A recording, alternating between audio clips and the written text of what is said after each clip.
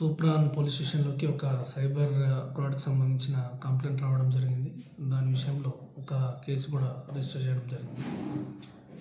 దాని వివరాలకి వెళ్ళినప్పుడు దాంట్లో ఈ తూప్రాన్లో నివసిస్తున్నటువంటి ఒక బాధితుడు ఇంతకుముందు హైదరాబాద్లో నివసించేవాడు. అతను యూట్యూబ్ చూస్తున్నప్పుడు ఒక అడ్వర్టైజ్మెంట్ రావడం జరిగింది. దాంట్లో N114 ఎలైట్ చాట్ హబ్ అని ఒక గ్రూప్లో యాడ్ కమ్మని స్టాక్ ఎక్స్చేంజ్కి సంబంధించిన ఇన్వెస్ట్మెంట్స్ దానికి బెనిఫిట్స్కి సంబంధించిన అడ్వర్టైజ్మెంట్ రావడంతో ఆయన గ్రూప్లో జాయిన్ కావడం జరిగింది.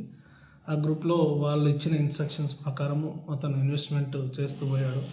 ఆ స్టార్టింగ్లో ఇన్వెస్ట్మెంట్ చేసినప్పుడు కొంత అమౌంట్ విత్డ్రా చేసినా కూడా వేలల్లో అమౌంట్ విత్డ్రా కావడం జరిగింది. దాంతో అతను అది నిజమైన ఈ స్టాక్ ఇన్వెస్ట్మెంట్కి సంబంధించిన అని నమ్మి అతను ఇంకా అమౌంట్ కూడా ఇన్వెస్ట్ చేస్తూ పోవడం జరిగింది. తర్వాత అది లక్షల్లోకి వెళ్ళిన తర్వాత అమౌంట్ విత్డ్రా చేయడానికి ట్రై చేసినప్పుడు అమౌంట్ విత్డ్రా కాలేదు.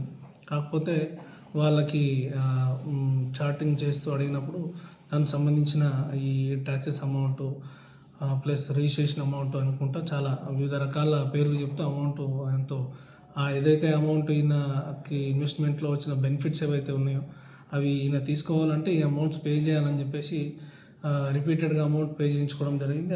అతను అది నమ్మి సుమారు 72,69,973 రూపాయలు వాళ్ళకి క్రెడిట్ చేయడం జరిగింది. దాని తర్వాత మళ్ళీ కూడా ఇంకా అమౌంట్ అడగడంతో ఆయనకి అప్పుడు డౌట్ వచ్చి 1930కి కాల్ చేయడం జరిగింది. దాంతో అప్పటికే చాలా నష్టం జరిగింది. 9 లక్షల పైచలకు అమౌంట్ మాత్రం హోల్డ్ కావడం జరిగింది. దానికి సంబంధించి ప్రజలకి మా తరపు నుంచి విజ్ఞప్తి ఏంటంటే, ఏదైనా ఆన్లైన్లో కానీ ఏదైనా అడ్వర్టైజ్మెంట్స్ వచ్చినా, లాటరీకి సంబంధించిన అడ్వర్టైజ్మెంట్స్ వచ్చినా, ఇటువంటి ఇన్వెస్ట్మెంట్కి సంబంధించిన అడ్వర్టైజ్మెంట్స్ వచ్చినా కూడా అది ప్రాపర్గా వెరిఫై చేసుకొని చేయాలి. ఒక విషయం గమనించాలి ఏంటంటే, మనం కష్టపడకుండా చాలా తక్కువ కష్టంతో డబ్బులు వస్తున్నాయి అని అంటే దాని వెనకాల ఏదో మోసం ఉంటుందనే విషయాన్ని గమనించాలి.